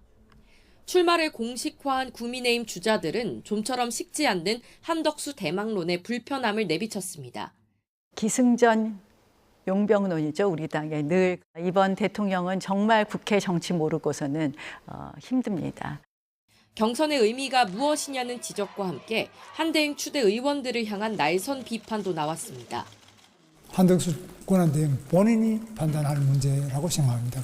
그런데 이제 우리가 경선하는 사람들 입장에서 볼 때는 조금 맥이 빠지는 것도 사실이죠. 몇몇 의원들이 이건 어떠냐라고 하면서 바람잡고 있는 거잖아요. 좀 거칠게 비유하자면 테마주 주가 조작 같은 거잖아요. 당 지도부 역시 주자들의 동요에 한대행의 출마 요구는 자제하고 경선에 집중하라고 공개 경고했습니다. 추가적인 출마설 언급은 국민의힘 경선 흥행은 물론 권한대행으로서의 중요 업무 수행에도 도움이 되지 않으리라고 생각됩니다. 보수 진영의 한대행 출마론에 민주당은 땜빵 주자 떴다방 후보 아니냐며 한대행이 결국 제2의 반기문이 될 거라고 날을 세웠습니다. 대선에 나온다면 각오해야 할 것입니다. 언론과 국민이 대선에 출마한 한덕수 총리를 양파, 껍질 벗기듯 하나하나 검증할 것입니다. 본격 경선 레이스와 함께 수면 위로 떠오른 한덕수 출마론이 좀처럼 가라앉지 않으면서 국민의힘이 경쟁력 있는 당내 후보를 선출할 기회와 기대를 스스로 꺾어버리고 있다는 비판도 적지 않습니다. YTN 손효정입니다. 국민의힘에선 민주당 이재명 예비후보의 독주에 맞설 전략으로 빅텐트론이 급부상하는 분위기입니다. 결국 이재명 예비후보 집권만은 막아보자는 건데 민주당은 결국 단일 후보가 구성되더라도 국민의힘에 더 손해일 거라고 맞섰습니다. 박정현 기자입니다. 국민의힘 대권 주자들 가운데 먼저 반이재명 빅텐트론을 꺼내든 건 홍준표 전 대구시장입니다. 경선이 끝나면 당 후보를 중심으로 반이재명 연대를 구성해야 한다는 건데 홍 전 시장은 나아가 연합정부 구상도 밝혔습니다. 수레 두 바퀴가 굴러가야지 각자 굴러가면 그 수레는 굴러가지 않습니다. 진영 논리로 나라를 재단해서도 안 되고 운영해서도 안 됩니다. 나경원 의원은 정치는 상상의 영역이고 미래를 생각해 때론 결단해야 한다며 빅텐트론에 긍정적 반응을 내놨고 김문수 전 장관도 경선이 끝난 뒤 논의할 문제지만 이기기 위해선 어떤 경우든 힘을 합쳐야 한다며 가능성을 열어뒀습니다. 하여튼 이재명 후보를 이기기 위해서 어떤 경우든지 간에 힘을 합쳐야 된다는 생각을 가지고 있습니다. 결국 큰 틀에서 반이재명을 기치로 연합전선을 구축해야 한다는 데는 주자들 사이 이견이 없는 건데 당내에선 경선을 이탈한 유승민 전 의원은 물론 개혁신당 이준석 예비후보, 새미래민주당 이낙연 전 총리 등 비명계 인사들까지 한데 모일 수 있다는 관측도 거론됩니다. 다만 결국 후보들 대부분 자신을 중심으로 단일화를 말하고 있는 데다 본격적 경선이 막도 오르기 전 성급한 논의라는 지적도 적지 않습니다. 실제 지난 2017년 대선 때도 당시 민주당 문재인 대선 후보에 맞서 반문연대를 꾸리려는 움직임이 있었으나 끝내 실패로 돌아간 바 있는데 민주당은 제3지대에서 빅텐트가 쳐지더라도 국민의힘에 더 손해일 거라고 내다봤습니다. 최종 주자가 홍준표, 김문수 둘 중에 하나가 되지 않을까 이렇게 예측을 하는데 그분들이 굉장히 싸움쟁이에요. 제3지대 자체가 어려울 것이다. 당장 대선 주자들 사이 비상계엄 사태와 윤 전 대통령 탄핵을 둘러싼 입장부터 온도차가 큰 만큼 실제 반명연합이 구성되기까진 난관이 적잖다는 분석도 나옵니다. YTN 박장현입니다. 정부가 당초보다 2조 원 증액한 12조 원대의 필수 추경 사업안을 발표했습니다. 산불 등 재해 재난 대응에 3조 원, 통상과 AI에 4조 원, 민생 지원에 4조 원 넘는 재정을 투입하기로 했습니다. 보도에 오인석 기자입니다. 최상목 경제부총리는 국회와 언론 등 다양한 의견을 고려해 추경 규모를 당초보다 2조 원 증액한 12조 원대로 편성했다고 밝혔습니다. 추경 사업에는 재해 재난 대응에 3조 원 이상, 통상 AI 경쟁력 강화에 4조 원 넘게, 민생 지원에 4조 원 이상이 투입됩니다. 산불과 여름철 태풍 등 대규모 재해 재난으로부터 국민의 생명과 재산을 보호하기 위해 3조 원 이상이 투자됩니다. 신속한 산불 피해 복구를 위해 재해 대책비가 기존 5천억 원에서 2배 이상 보강되고 신축 임대주택 천호와 주택 복구를 위한 저리 자금을 지원해 이재민의 주거 안정을 뒷받침하기로 했습니다. 한 대당 가격이 550억 원인 대형 산불 진화 헬기 3대와 330억 원인 중형 헬기 3대 등 6대가 추가로 도입됩니다. 야간 산불 진화에 투입될 다목적 산불 진화차 48대와 AI 감시 카메라 30대, 드론 45대를 추가로 도입해 산불 예방과 대응 역량을 대폭 높이기로 했습니다. 이번 추경은 무엇보다 타이밍이 중요합니다. 추경안이 최대한 빠른 시간 내에 통과될 수 있도록 국회의 초당적 협조와 처리를 간곡히 부탁드립니다. 이번 추경에는 내수 회복 지원으로 어려움이 큰 소상공인과 취약계층 지원을 위해 4조 원 이상이 투입됩니다. 소상공인이 공공요금과 보험료 납부 등에 사용할 수 있는 연간 50만 원의 부당 경감 크레딧이 신설됩니다. 연 매출 30억 원 이하 사업자에게 사용한 전년 대비 카드 소비 증가분의 일부를 온누리 상품권으로 환급하는 상생 페이백 사업도 신설됩니다. 저소득층 청년과 대학생, 최저 신용자의 생활 안정을 위한 정책 자금 공급은 2천억 원 수준으로 확대됩니다. YTN 오인석입니다.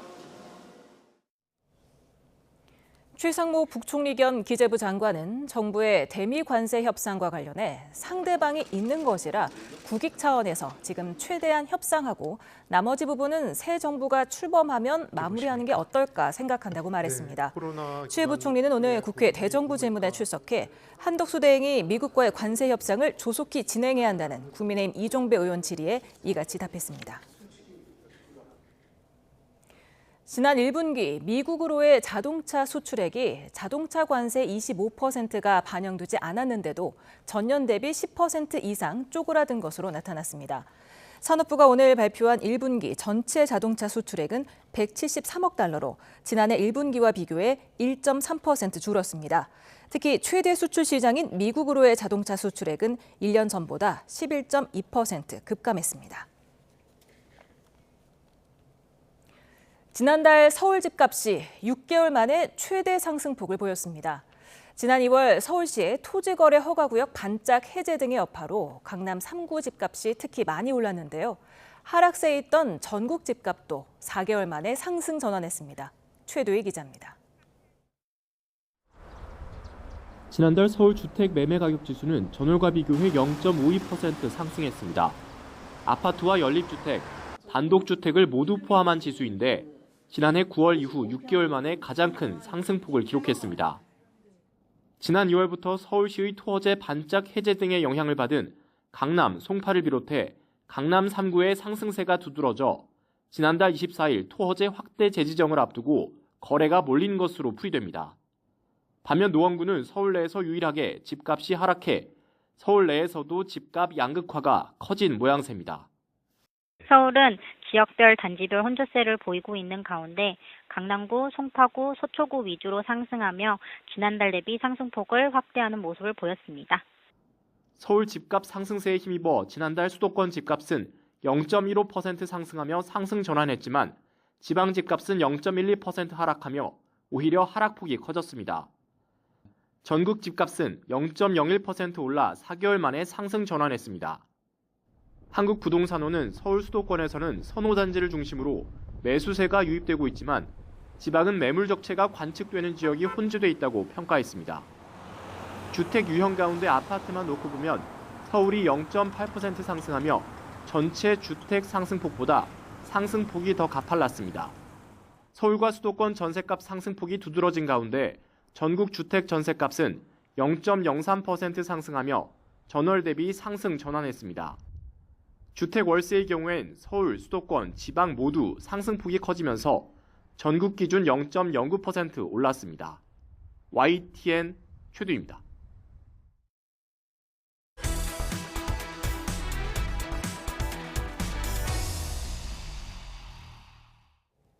재작년 14명의 목숨을 앗아간 청주 오송 지하차도 참사는 사고 당시 인근 제방이 무너지면서 하천수가 흘러들어간 게 원인으로 지목됐습니다. 이 제방을 부실하게 만든 혐의로 현장 소장이 재판에 넘겨졌는데 대법원에서 중형이 확정됐습니다. 권준수 기자입니다. 폭우가 쏟아졌던 재작년 7월 15일 아침 충북 청주시 오송읍에 있는 궁평 2 지하차도엔 하천수가 흘러들어오기 시작했습니다. 순식간에 불어난 물로 시내버스를 비롯한 차량 17대가 잠기면서 버스 승객과 운전자 등 14명이 미처 빠져나오지 못해 숨졌습니다. 원인으로 지목된 건 인근 제방으로 기록적 폭우를 받아내지 못하고 터져버린 것으로 조사됐습니다. 제방을 부실하게 만든 관리자들은 책임을 피해갈 수 없었는데 현장 소장 50대 A씨에게 중형이 확정됐습니다. 앞서 1심에서 징역 7년 6개월, 2심에선 징역 6년을 받은 A씨가 형량이 무겁다며 상고까지 나섰지만 대법원이 상고를 기각한 겁니다. A씨는 도로 확장 공사를 위해 기존에 있던 제방을 무단으로 철거한 뒤 임시 제방을 만들고 관리를 소홀히 했을 뿐만 아니라 시공 계획서나 도면 등이 있었던 것처럼 허위로 서류를 꾸미도록 한 것으로 조사됐습니다. 사고 직후 수사본부를 꾸린 검찰은 지난해 6월까지 A씨뿐만 아니라 충북도와 청주시 공무원 등 사고 책임자 44명을 재판에 넘겼습니다. 현장 소장 A씨와 함께 제방 부실 공사에 관여한 혐의로 재판에 넘겨진 감리단장은 지난달 징역 4년이 확정된 바 있습니다. YTN 권준수입니다. 최근 잇따른 땅꺼짐 사고로 주민들의 불안이 커지고 있습니다. 땅꺼짐의 주범으로 낡은 하수도관이 꼽히고 있는데요. 서울 하수도관의 30%는 만든 지 50년이 지난 것으로 확인돼서 대책이 시급하다는 지적이 나옵니다. 김현아 기자입니다. 서울 성산동의 주택가, 하수도관을 열어보니 커다란 시멘트 덩어리가 눈에 띕니다. 하수도관이 낡아서 일부가 떨어져 나온 겁니다. 이 하수관은 구청에서 관리하는 전산망에도 잡히지 않습니다. 좋기 50년은 된 것으로 추정됩니다. 이렇게 노후화한 수도관들은 땅꺼짐 사고의 주범으로 꼽힙니다. 수도관이 낡아 부서지거나 금이 가면서 물이 새, 집안 붕괴로 이어지는 겁니다. 실제로 최근 5년간 전국에서 발생한 땅꺼짐 사고의 45% 이상이 하수관 손상 때문이었습니다. 문제는 서울 전체 하수관 가운데 55% 이상은 30년이 넘었고 50년 이상 된 노후 수도관도 30%가 넘는다는 겁니다. 게다가 노후관 개보수에 필요한 예산은 수십조 원 규모로 서울시와 각 자치단체 예산으로는 개보수 속도가 노후화 속도를 따라잡지 못하는 실정입니다. 마포구의 45억 예산으로는 약 3.7km만 보수공사를 할 수 있습니다. 그렇다면 지금 204km에 달하는 30년 이상 된 노후관로를 교체하기는 굉장히 어려운 상황이죠. 땅꺼짐 사고에 대한 불안이 커지자 시와 지자체들은 일단 땅속 탐사를 통해 위험 지역을 찾아 대비하고 있습니다. 하지만 전문가들은 땅속 탐사로는 언제 발생할지 모르는 땅꺼짐에 대비하기 어렵다며 근본적인 해결을 위해선 정부가 대대적인 수도관 정비에 나서야 한다고 강조합니다. YTN 김현아입니다. 수도권 시민의 젖줄인 팔당 상수원을 끼고 있는 곳이죠. 경기 광주시는 맑은 물을 지키기 위해 시 전역이 자연 보전 권역으로 지정돼 있는데요. 네, 인구 50만 시대를 앞둔 경기 광주시가 국내 대표 산림도시로 도약하기 위해서 행정력을 모으고 있습니다. 오늘은 YTN 스튜디오에 방세환 경기 광주시장을 초대했습니다. 어서 오세요. 예, 안녕하세요. 방세환 시장입니다. 네, 지금 굉장히 귀여운 인형 2개를 갖고 나오셨는데 예, 예. 이게 광주시의 대표적인 캐릭터입니까? 예. 아무래도 우리가 얘기하는 산자 수려라는 말 있잖아요. 예, 이게 이제 우리 광주 같은 경우에 이제 푸른 산, 맑은 물, 그래서 그린이 크린이라는 그런 캐릭터입니다. 그래서 상당히 인기도 많고 예, 많이들 좀 좋아하고 있습니다. 아, 초록색이 그린이? 그렇죠. 그리고 이쪽에 이제 하늘색이 크린이. 크린인가요? 예, 예. 아, 그렇군요. 귀엽습니다. 예. 네, 대한민국 산림박람회를 유치를 하셨는데 예, 예. 그 개최 의미 그리고 효과 어떻게 보고 계세요? 예, 아무래도 저희가 이제 17년 만에 하는 거고 이제 수도권에서는 이제 16년 만에 이제 개최되는 건데 우리 광주시 같은 경우에는 65%가 임야로 되어 있습니다. 그래서 예. 산림이 그만큼 많고 거기서 나오는 산림에 대한 어떤 그 효과라든가 그리고 또 이제 임업에 대한 또 임업은 사실은 이제 먹거리지 않습니까? 그래서 거기에 산양산삼이라든가 무슨 잣이라든가 여러 가지 이제 먹거리가 있는데 그런 부분들을 잘 알릴 수 있는 그래서 광주시를 갖다 전국에 좀 알릴 수 있는 그런 계기가 되지 않을까 이런 생각을 하고 저희들도 기대도 많이 하면서 거기에 다양한 또 우리는 또 목재 종합교육센터도 지금 유치를 해놓고 있어서 그런 부분에 있어서는 목재 활용 부분이라든가 이런 부분에 있어서 임야가 65%인 만큼 그 임야를 잘 통해서 광주시가 또 새로운 하나의 먹거리로다가 대탄생시키려고 열심히 좀 준비를 하고 있다 이런 말씀을 좀 드리겠습니다. 예, 산림도시 도약을 위해서는 탄소 중립이 또 따라오지 않습니까? 예, 예. 구체적인 계획 있으십니까? 저희가 이번 그 산림박람회를 준비하면서도 이제 슬로건이 지속 가능한 탄소 중립 도시입니다. 그래서 예. 더군다나 저희가 이제 목현동 일원에 이제 목재 교육 종합센터도 하고 있고 또 저희 이제 우산리에 또 이제 너른골 자연휴양림 조성 사업도 지금 하고 이제 통합 바이오가스 조성 사업도 하고 이런 측면들이 결국은 광주시가 탄소 중립 도시로서의 자리매김을 할 수 있는 그런 하나의 기초가 될 수 있다 이런 말씀을 좀 드리고 저희가 그런 부분에 있어서는 오늘 또 마침 세계 지방정부 협의회라고 하는 이클레이에 저희가 또 가입 승인을 받아서 오늘 킨텍스에서 그 행사가 있는데 거기서 또 이클레이 사무총장으로부터 이제 가입 승인서도 좀 받았습니다. 예. 네.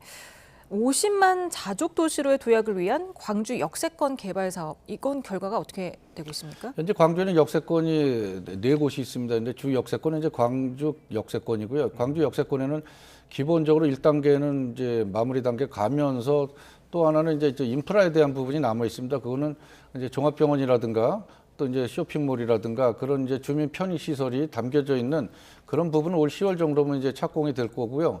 이제 광주 2역세권이라든가 또 곤지암 1역세권은 지금 한창 개발 중에 있고 또 초월 역세권이라든가 삼동 역세권을 통해서 어떤 주민의 삶의 질을 향상시킨다든가 또 그 속에서 또 그 주민 편익 시설을 대폭 증강시키는 그런 효과가 나오지 않을까 이런 생각을 하고 거기 현 실정에 맞는 광주시만에 맞는 그런 그 역세권 개발이 될 수 있도록 저희가 열심히 또 공공기업 부분이라든가 이런 걸 잘 좀 맞춰서 준비를 하고 있다 이렇게 말씀드리겠습니다. 예, 공공부문 그러면 50만 시대에 걸맞은 교통이라든지 기반시설 구축 계획도 있으실 것 같아요. 예, 아무래도 광주시가 수도권에 이제 있잖아요. 그러면서도 이제 비수도권 그런 소리를 듣고 있는 정도로 이제 규제가 많은 지역입니다. 그런데 예. 이번 예를 들어서 서울 그 세종간 도로가 안성까지 뚫려 있는데 이게 개통이 됨으로 인해서 상당한 그 교통 개선 효과가 있어요. 그래서 우리가 이제 의왕 광주간 고속도로라든가 지금 몇 가지 도로들을 이제 잘 준비를 해서 광주시가 그런 어떤 교통으로부터 좀 많이 이제 좀 불편을 이제 해소되는 또 거기에 관련돼 있는 이제 노선 버스라든가 이런 또 똑버스 또 수영답 응답 평버스 그리고 이제 이응 택시 이런 그 교통망에 대해서도 저희들이 적극적으로 준비를 하고 있습니다. 예. 광주역을 중심으로 2030 철도 교통도시로 도약을 준비하고 계시다던데요. 저희가 광주시가 지금 5개 철도 노선을 준비하고 있습니다. 거기에는 이제 제5차 국가철도망 구축 계획에 지금 3개가 있고요. 현재 수서 광주선은 지금 6월 달부터 착공 들어가서 지금 그 완성 시기를 좀 땡기려고 그렇게 좀 준비를 하고 있고요. 이제 위례 3동선이라든가 GTX D 노선이라든가 또 우리가 이제 그 경강선이 이제 용인 그 남사까지 가는 그런 이제 경강선 연장 사업이라든가 이런 부분하고 또 제2차 광역 철도망 구축 계획에 반영시키려고 하는 이제 판교에서 5호선 여기에도 좀 중점적으로 저희가 신경을 써서 광주시 곳곳이 좀 철도 시대를 통해서 전국 어디에나 이용이 가능한 접근이 가능한 그런 2030 철도 시대를 준비하고 있습니다. 예, 경강선은 열차 공급이 좀 부족하다는 주민들 좀 아쉬운 목소리도 있었잖아요. 예. 좀 나아질 것으로 기대하시겠어요? 아니 저희가 지금 계속 건의를 하고 있습니다. 근데 이러한 것은 뭐냐면 우리가 25세부터 이제 44세라고 하는 그 이제 경제 가능 인구 이게 지금 45%를 능가하고 있어요. 예. 그럼 전국에서도 상당히 젊은 그런 도시인 거죠. 그렇게 되면 결국은 이제 아이들의 이제 픽업이라든가 또 본인들의 이제 그 교통 그 문제가 계속 엉켜 있는 거예요. 근데 그게 처음에 시작할 때 꽉 차서 들어오면 중간 기지에서는 더 이상 못 타는 그런 현상이 있잖아요. 그래서 저희가 그래서 배차 간격을 좀 땡겨 달라는 거하고 우선적으로는 그 6량을 현재 4량을 그 운영하고 있는데 그거를 좀 기존에 계획했던 대로 6량을 좀 확보해서 그렇게 가지고 좀 그 주민들이 좀 불편함을 좀 해소시킬 수 있게끔 그렇게 중앙정부에 지속적으로 건의를 하고 있습니다. 네. 경기도 종합체육대회를 내년에 처음 개최하신다면서요? 예, 저희가 경기도에서 진짜 최초로 열리는 그런 그 대회가 되겠습니다. 또 수원시하고 또 경쟁을 해서 저희가 또 작년에 확정을 짓고 지금 종합운동장을 비롯해서 종합운동장 같은 경우에는 공정률이 71%에 달하는 그런 좀 속도감을 붙이고 있고 거기에 이제 수영장이라든가 또 실내체육관이라든가 또 거기에 맞는 이제 그런 시설들에 대해서 개보수를 통해서 완전 규격화하는 등 그렇게 해서 내년도 도민체전은 ESG 실천 대회와 함께 우리가 아주 색다른 그런 또 성공적인 대회를 만들려고 열심히 준비를 하고 있습니다. 예, 뭐 도비라든지 정부로부터 뭐 보조금 같은 것도 어느 정도 확보가 됐습니까? 지금 현재 그 국도비 관련해서 지금 저희들이 한 200억 정도 이렇게 저렇게 해서 좀 확보는 지금 해놓고 있습니다. 그렇게 해서 크게 이렇게 무리가 갈 내용은 아니고 다만 특이한 것이 있다고 하면 저희가 이제 성화대가 있지 않습니까?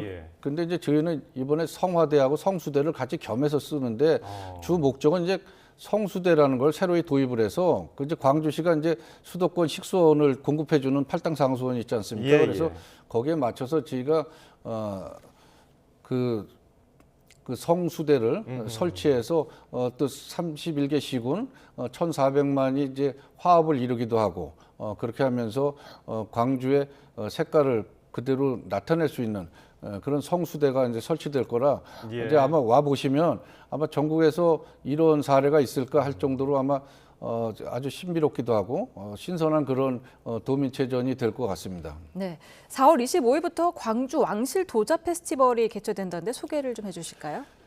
저희가 500년이 넘는 이제 조선 왕실 도자를 갖고 있어요. 그건 이제 2조 이제 백자 개념인데, 근데 그런 전통성을 갖고 있으면서 사실은 전 세계에서 가장 비싸다고 하는 그런 전통자기는 광주에서 나온 것이거든요. 그거 걸맞게 저희가 이제 그런 왕의 이제 행차 이제 퍼레이드라든가 또 저희가 이제 거기에 차별화 전략으로 이제 또 심포지엄을 통해서 각 나라의 도자 전문가들하고 그런 이제 광주 왕실 도자의 우수성을 또 알리고 또 참 그런 부분에 대해서 이번에 뭐 모든 행사가 그렇습니다만은 먹거리, 즐길거리, 볼거리가 좀 풍성해야 되잖아요.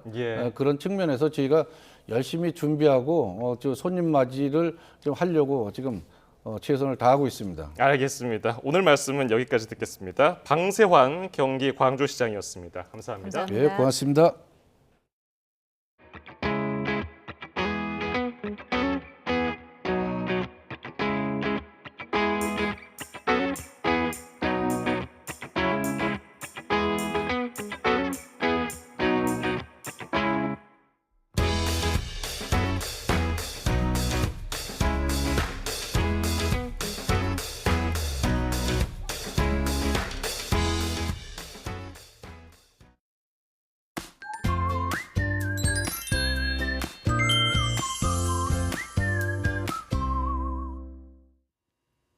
내일은 맑은 하늘 아래 봄 햇살이 비추며 기온이 크게 오르겠습니다. 네, 우선 내일 아침 서울과 대전 6도, 대구 5도 등 오늘보다 2에서 4도가량 높겠지만 여전히 예년보다는 쌀쌀하겠습니다. 하지만 한낮에는 서울 22도, 대전 24도, 대구 26도까지 올라 예년 기온을 3에서 4도가량 웃돌며 날이 무척 따뜻하겠는데요. 따라서 하루 사이에도 기온차가 15도 안팎 크게 벌어지겠습니다. 사람 체온이 1도 내려가면 면역력은 약 30% 정도 떨어진다고 하는데요. 때문에 봄철에는 코가 막히고 끈끈한 콧물이 나오는 축농증이 많이 발생합니다. 축농증을 단순한 코감기로 생각했다가는 만성 질병으로 이어질 수 있어서 사전에 예방하는 것이 중요한데요. 네, 우선 미지근한 식염수로 하루 1, 2회 정도 코를 헹구면 코 안의 이물질과 염증을 제거할 수 있고요. 코를 너무 세게 풀면 점막이 손상될 수 있기 때문에 코가 막힐 때는 따뜻한 스팀을 쐬고 또 실내 습도를 50에서 60%를 유지해주면 건조함을 막아서 도움이 된다고 하니까요. 참고하시기 바랍니다. 네, 내일 전국 하늘 쾌청하겠지만 새벽부터 아침 사이 서해안과 내륙을 중심으로는 안개가 다소 끼겠고요. 서리가 내리는 곳이 있겠습니다. 또 전국적으로 바람이 강하게 불겠습니다. 시설물 관리와 안전사고에 각별히 유의하시기 바랍니다. 남은 한 주간 따뜻한 봄 날씨가 이어지겠지만 목요일에는 인천과 경기 남부, 강원 중남부에 주말에는 전국에 비가 내릴 전망입니다. 날씨 캔버스의 원이다. 김민지였습니다. 오늘 뉴스 플러스는 여기까지입니다. 시청해주신 여러분 고맙습니다.